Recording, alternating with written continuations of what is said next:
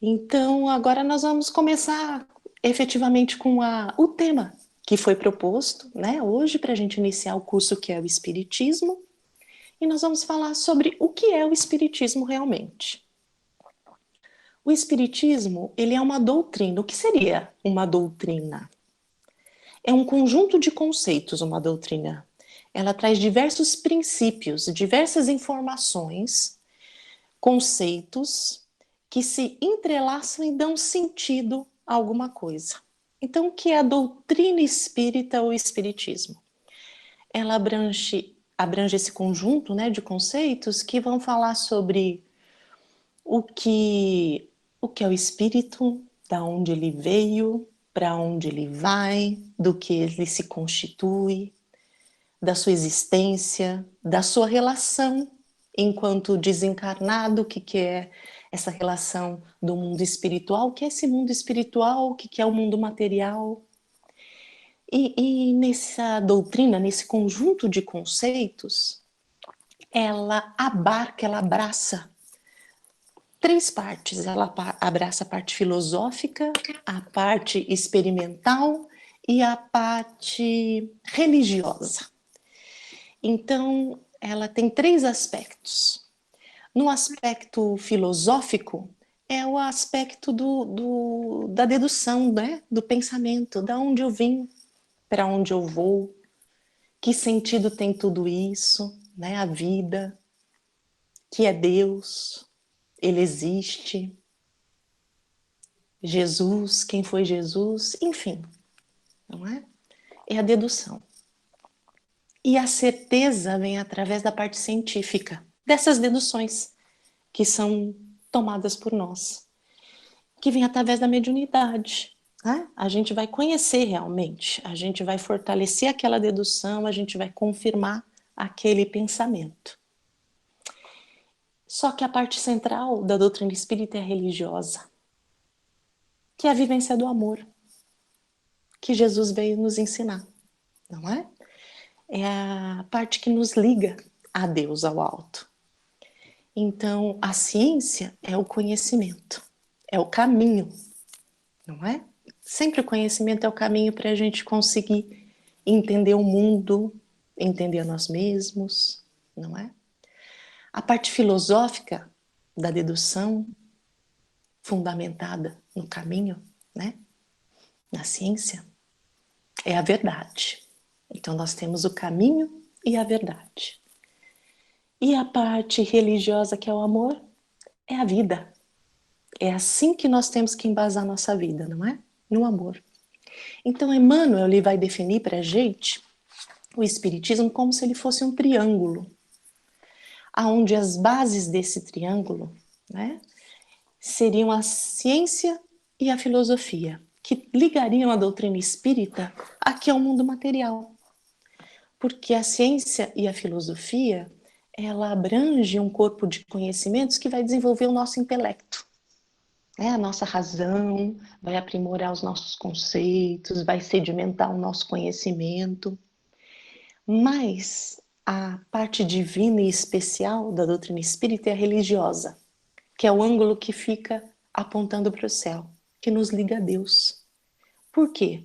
Porque ele vai restabelecer o cristianismo de verdade, aquilo que Jesus veio nos dizer. Então o Espiritismo vai reafirmar todas as palavras de Jesus. E Emmanuel nos diz, e Allan Kardec relata isso muito bem, né, em todo o seu livro dos Espíritos, confirmar aquilo que Jesus nos prometeu, que está escrito lá em João, capítulo 14, versículos 15 a 17 e 26, que, segundo João, Jesus disse assim: E se me amais, guardai os meus mandamentos, e eu rogarei ao Pai, e ele vos dará o Consolador, para que fique convosco para sempre. O Espírito de verdade, que o mundo não recebeu, porque não o vê e não o conhece. Mas vós o conheceis, porque habita convosco e está em vós. Mas aquele Consolador, o Espírito Santo, que o Pai enviará em meu nome, esse vos ensinará todas as coisas e vos fará lembrar de tudo quanto vos tenho dito. Então a doutrina espírita veio para isso, veio para confirmar aquilo que Jesus havia dito, não é? E como é que ela surgiu? Então a gente já tem uma ideia geral, um panorama do que é a doutrina espírita, do que é o espiritismo. Mas de onde ela surgiu? Como aconteceu isso? Surgiu com o fenômeno das mesas girantes. Na Europa, em torno de 1850, a sociedade começava a se encontrar para socialmente, né, se distrair com o fenômeno das mesas girantes. O que seria essas mesas girantes, não é?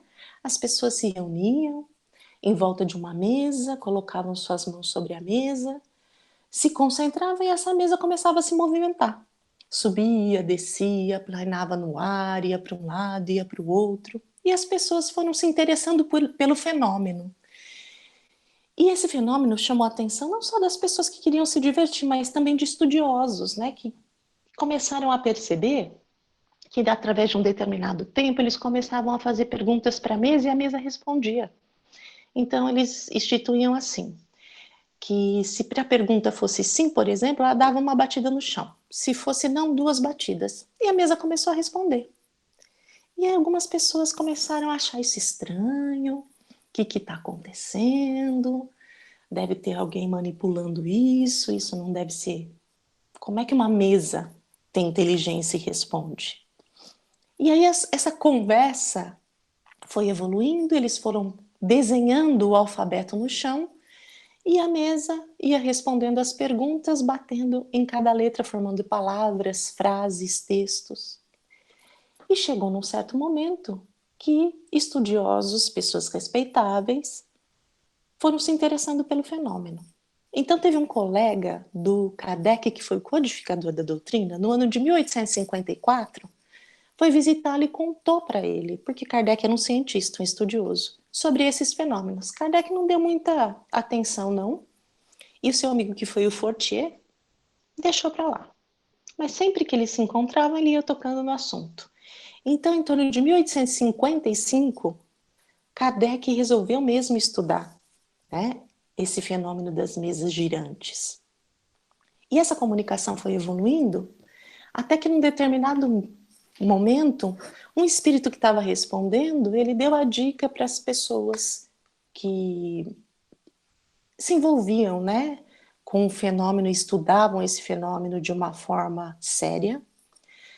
Ele disse, essa maneira para a gente conversar é muito morosa, então vocês vão ao quarto ao lado, peguem um cesto, prendam um lápis, coloquem sobre um papel, que vai facilitar a nossa comunicação. Daí que começou as comunicações através de cestos ou pranchetas com um lápis amarrado nele, esse lápis deslizava e a comunicação ia sendo feita até se chegar no próprio médium, né? Segurar a caneta e escrever, lembrando que esses fenômenos aconteciam, todos eles, porque sempre tinha um médium por perto, não é? Nenhum fenômeno inteligente ou físico de comunicação entre o plano espiritual e o plano material acontece sem a presença do médium. Nós vamos falar isso na aula de mediunidade. Então, neste momento que se agiliza, se descortina a codificação da doutrina espírita.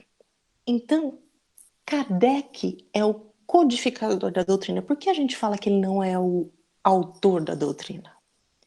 Porque, na verdade, não foi ele que escreveu a doutrina dos espíritos, ela foi ditada pelos próprios espíritos.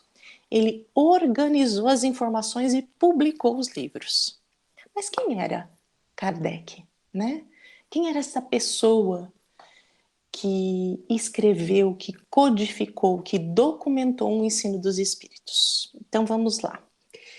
O nome de Kardec, na verdade, Kardec é um pseudônimo que foi adotado pelo Rivaio, porque ele era uma pessoa, ele era um cientista da época muito conceituado, e na publicação dos seus livros, de uma doutrina totalmente nova, ele resolveu adotar esse pseudônimo de Allan Kardec, que foi um nome que ele teve numa reencarnação anterior. Mas o nome dele na encarnação propriamente dita de codificador foi Hippolyte Léon Denisard Rivail, não é? Quem era ele? Ele era discípulo de Pestalozzi. Então, ele estudou um método de ensino de Pestalozzi. Ele nasceu em 1804, 3 de outubro, e morreu em 1869, no dia 31 de março. Né? Se a gente for pensar que ele começou a escrever a doutrina espírita, que ele se interessou, na verdade, por estudar a doutrina lá pelo ano de 1855, ele faleceu em 1869, então ele teve pouco tempo, mas foi um tempo muito produtivo. Na verdade, ele teve o tempo correto, né? O tempo necessário. Então, ele era discípulo de Pestalozzi, ele era um cientista acadêmico, conhecido por muitas pessoas. Ele já tinha escrito mais de 20 livros didáticos para escolas e universidades da França. O seu primeiro livro, que se chamava Curso Prático e Teórico de Aritmética, foi adotado como obra de referência para o ensino por mais de 5 décadas. Ele participava de sociedades científicas, era diretor e membro da Academia de Paris, não é? E ele dominava a fundo os idiomas de francês, alemão, inglês e holandês. E também falava perfeitamente o italiano e o espanhol. Então ele era uma pessoa culta, conhecedora. E começou a estudar esses fenômenos. E aí ele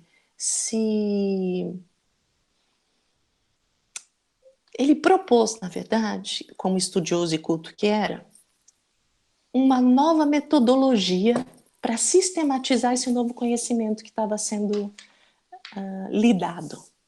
Por quê? Porque era um conhecimento novo, que não era cientificamente possível ser comprovado através da metodologia científica que havia na época. Porque para fatos não deste mundo, como é que você vai usar metodologia material? Então ele criou aquilo que se chama de controle universal dos ensinamentos dos espíritos. Que metodologia foi essa criada por Kardec?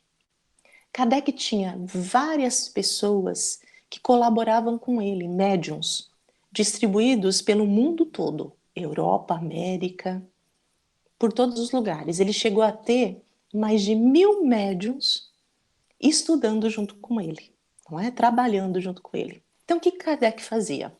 Ele formulava questionamentos diversos e encaminhava o mesmo questionamento para cada um desses médiuns. Os médiuns, nos seus momentos de estudo, recebiam a resposta dos espíritos, registravam as respostas por escrito e encaminhavam para Kardec. Kardec organizava essas respostas, catalogava essas respostas e tudo aquilo que era recorrente, ele tomava como um verdadeiro e analisava. Porque um dos ensinamentos dos espíritos neste controle universal de ensinamentos é que todos têm que falar o mesmo conceito, as ideias têm que ser em comum, mas elas têm que passar pelo crivo da razão, né? Não basta a gente apenas aceitar. A gente tem que meditar, né? Relacionar os conhecimentos que temos para acreditá-las como verdade. Então, foi dessa forma que Kardec escreveu as obras espíritas. Então, que ele codificou a doutrina. Então, ele não foi o autor, ele foi o organizador das informações.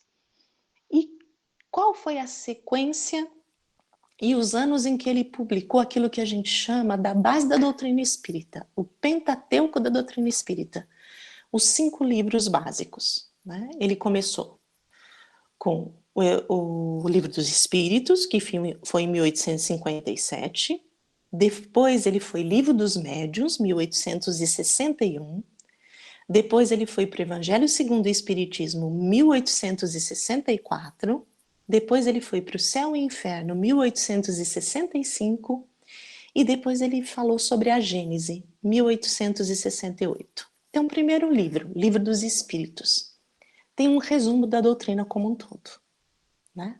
Então, lá você encontra as bases da doutrina espírita. Depois o livro dos médiuns, é a parte científica, de como estudar a doutrina espírita através do contato do mundo espiritual com o mundo material. E como se colocar à disposição de servidor de Jesus para auxílio dos nossos irmãos. Quando ele lançou o Evangelho segundo o Espiritismo, ele estava abordando a parte religiosa. Ele vai abordar o Novo Testamento e a visão espírita sobre o que Jesus disse. Porque o Espiritismo é a chave para a compreensão do Evangelho de Jesus. Depois, com o céu e o inferno, ele vai falar sobre o quê?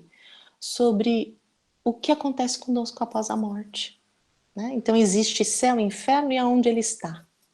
E como é que a gente conquista um e outro, não é? E com a Gênese ele vai dizer sobre a origem da vida, os fenômenos que todo mundo cataloga como milagres de Jesus e que não são milagres, são explicáveis. Então ele vai abordar tudo isso na Gênese. E para complementar esse Pentateuco, essas informações contidas nesses 5 livros, nós temos também 12 edições da Revista Espírita, que a Revista Espírita ela foi editada pela Sociedade Parisiense de Estudos Espíritas, na qual o Kardec era presidente. Então ele tinham vários membros e ele recebia muitas cartas, muitas perguntas e respondia a todas e publicava algumas comunicações que ele recebia, então fazia estudos, né, sobre o que acontecia no mundo, ele se correspondia com o mundo todo, respondendo perguntas e respostas e contando como o espiritismo estava se desenvolvendo no mundo. Então a gente tem muito material nas revistas espíritas para estudo também, não é? E o que não é o espiritismo? Então o espiritismo é um conjunto de conceitos ditado pelos espíritos e codificado por Kardec nas suas obras.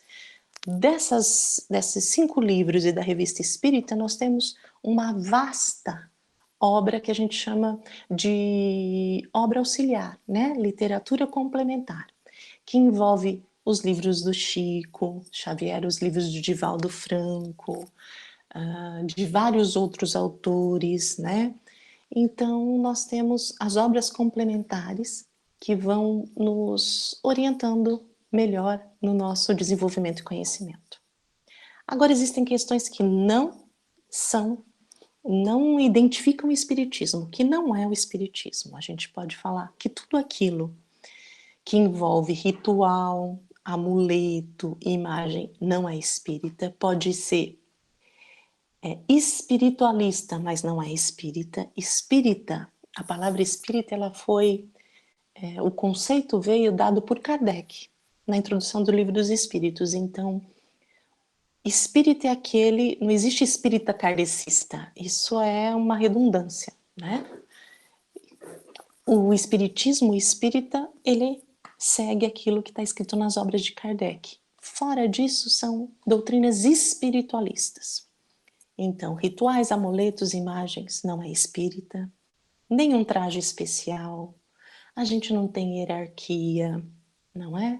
Somos todos amigos, colegas que se unem para estudar e compreender e tentar colocar em prática a doutrina dos espíritos. Então a gente não tem nenhum tipo de sacrifício, oferenda, a gente não faz comunicação especial com nenhum espírito. Os verdadeiros espíritas são aqueles que estão para servir, né? Somos servidores de Jesus, então as nossas reuniões mediúnicas são de atendimento, coordenadas pelo plano espiritual. Então a gente está ali como servidor mesmo. Promessas de cura a gente não faz. Faça isso, faça aquilo, tome 5 litros de água de cabeça para baixo, com o nariz tampado. Isso não existe, não existe essas regras, né? Os espíritos não dão receita para nada. Não tem cobrança de absolutamente nada, tudo é gratuito, não é? As questões das cores, cromoterapia, também não é espírita, não tem fundamento em Kardec, é espiritualista. Com relação à imposição das mãos, nós só temos o passe. O reiki, que é um fenômeno magnético, onde as pessoas também fazem a imposição das mãos, mas por um período muito prolongado, isso é magnetismo, é espiritualista, não é espírita, né? O espírita é o passe naquele tempo pré-determinado. Então depois a gente pode conversar um pouquinho melhor do que dessas questões aí que geram dúvidas se tem embasamento no espiritismo ou não.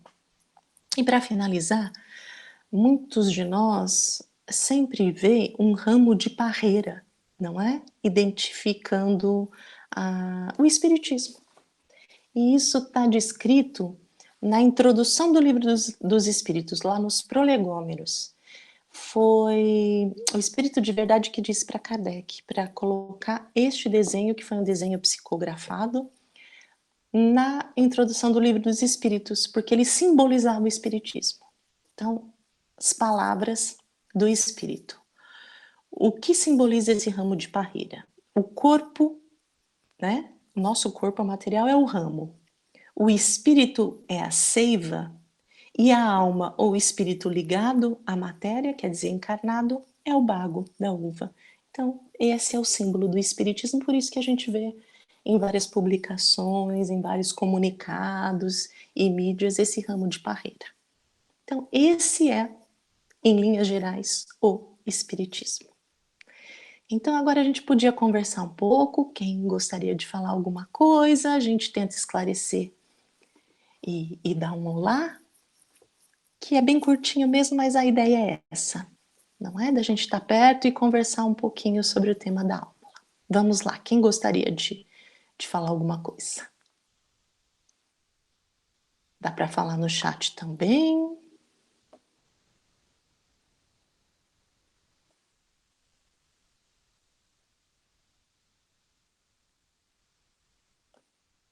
Vamos lá? Alguém? Karina, Bel? Tem a Andréia, tá aqui. Pfeiffer! Tá aqui com o microfone preso, mas pode falar, Pfeiffer. Fala, Belzinha. Não, tá tudo bem explicadinho aí, a gente... Acho que, por enquanto, não tem dúvida, não. Acho que foi bem explicado. Bom, também é uma oportunidade da gente se ver, da gente se ouvir. É. Cadê a Karina para fazer alguma colocação? Ô, Mirella. Oi, Pfeiffer. Eu estava esperando o Pfeiffer. Então, mas é que eu não estava acertando aqui, sumiu minha imagem, o microfone, agora eu acertei. Não foi isso. Eu estava apanhando. Mirella, muito boa a sua exposição. Então, fica assim bem claro a forma como você colocou, que existem as doutrinas espiritualistas e que, quando se faz referência à doutrina espírita, é aquela que está embasada dentro dos princípios trazidos pelo codificador Allan Kardec. Nós vamos encontrar também a questão do sincretismo afro-brasileiro, onde também ocorrem manifestações, mas que, vamos dizer, destoa assim, dentro dos princípios básicos do codificador da doutrina, né? Então, as doutrinas espiritualistas, vocês estão me ouvindo aí? Que mudou tudo aqui. Estamos sim, Fábio. As doutrinas espiritualistas, elas são assim, têm uma visão da espiritualidade, né? Mas aquilo que a gente estuda, né? Nós temos que ser fiel aos princípios embasados pelo codificador Allan Kardec, né? Que foi isso que você colocou e apresentou aí toda a evolução da codificação, o trabalho pedagógico brilhantemente desempenhado pelo codificador Allan Kardec, né? Até quem teve a oportunidade de assistir o filme Kardec mostra bem as milhares de correspondências que ele recebia dessa diversidade de médiuns para ele encontrar essa unanimidade, né? Para poder inserir no bojo do contexto da codificação, né? Conforme você bem ressaltou aí, tá? Ok, Fábio, você já me deu um gancho bom aí para eu falar da esposa dele, da Amélie Boudet. Então, não é? Você quer falar um pouquinho dela, Five? Não, fala você. A Amélie Baudet também era uma professora de artes e letras, também uma acadêmica, e eles não tiveram filhos, e ela foi fundamental na codificação. Ela foi o porto seguro do Kardec. Ela auxiliou muito nessa leitura de cartas, na análise das questões, então ela teve também um papel fundamental na codificação do Espiritismo.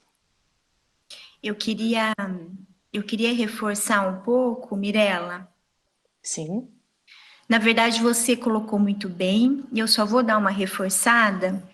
É muito importante nós termos em mente que a doutrina espírita é uma doutrina de revelação, como você bem colocou. É revelação espiritual. Então, é o Consolador Prometido, é a terceira revelação. Kardec teve um trabalho extremamente importante, por isso que nós falamos, por que a gente chama, por que fala codificação? Porque ele teve todo esse trabalho de fazer, de catalogar, de dar uma sequência lógica, dentro de um bom senso, de uma lógica e uma filosofia impressionantes. Então, Kardec, ele teve um papel fundamental, que não foi nada fácil, imagine, e quantos anos, Mirella, ele levou para fazer a codificação? Quantos anos foram? Cerca de... Foi de 1854 até quando ele morreu, 1869. Exatamente. Então, muito pouco. Então, muito pouco. Ele teve esse papel, mas a doutrina não é uma doutrina de um homem, é uma doutrina de revelação espiritual. Então, nós temos ali respostas para as nossas questões existenciais. Quem somos, de onde estamos vindo, para onde vamos. Então, todas as respostas que nós precisamos para compreender o nosso contexto, o nosso papel, estão ali nas obras de Kardec. E você já enfatizou, são 5 obras, mas nós temos muito material na Revista Espírita e nas outras obras também de Kardec, não é? Sim. E lembrando, né, que a gente vai falar um pouquinho sobre os pilares do Espiritismo, né? Aliás, a próxima aula é sobre isso. Então, nós vamos reforçando, nesses 8 encontros, tudo isso que a gente deu uma pincelada agora nesse primeiro momento, né? Então, o convite já fica para o próximo encontro, né, Karina? Que isso. Vai ser contigo, que são os pilares do Espiritismo, não é isso? Isso. E ainda nós teremos aqui diversas outras pessoas. Nós teremos a Cristiane Munhoz falando com a gente, o Pfeiffer, o Breno, e diversos assuntos que são pontos fundamentais para a gente compreender e entender um pouco melhor o que é a doutrina dos espíritos e de onde ela veio mesmo, né?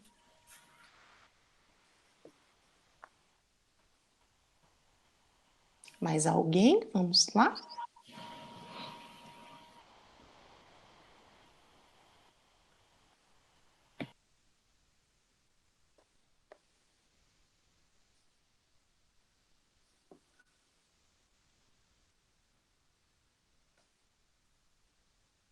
Estou aqui lendo o chat.